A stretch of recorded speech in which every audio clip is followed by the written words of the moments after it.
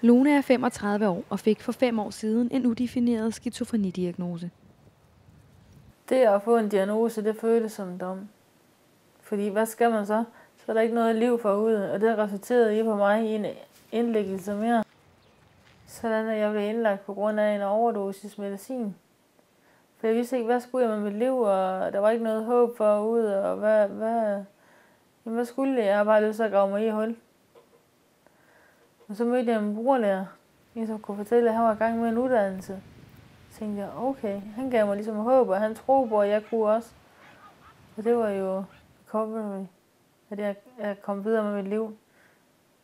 Og det resulterede ikke i flere indlæggelser. Tværtimod, så kom jeg videre med mit liv. Det gav mig troen og håbet på, at ting kan lykkes. Efter at have fået nyt håb, begyndte Lone i et terapiforløb, der kom til at få stor betydning for hendes recovery-proces. Jeg har haft en psykoterapeut, og hende har jeg været rigtig glad for. Jeg har haft en psykolog også, jeg har været meget glad for. Det er ikke lige meget, hvem man kommer ud til. Det er også nogen, man skal harmonere med. Det skal være kemi også. Og de skal være dygtige til deres fag.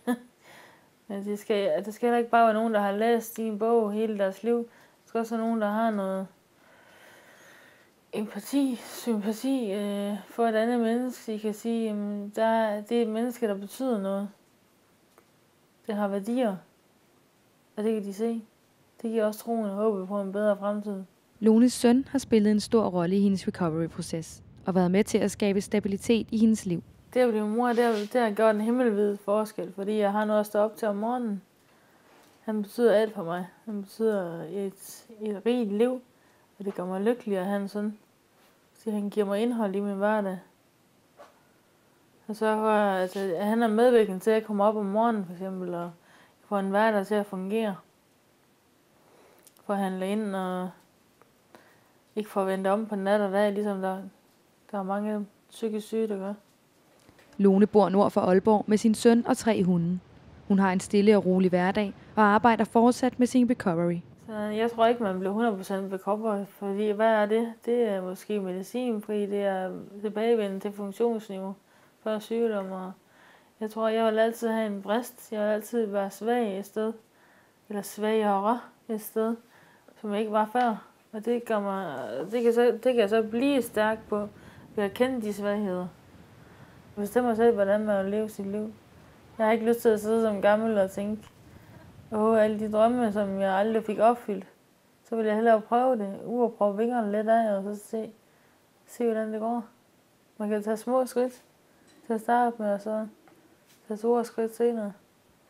Lone har taget imod tilbuddet om at blive brugerlærer og underviser blandt andet sosu-assistenter og andre psykisk sårbare. Det er lidt sjovt, fordi at når man er indlagt, så er det jo sådan, at patienterne faktisk bruger hinanden meget til at snakke med. Nogle gange mere end personale endda.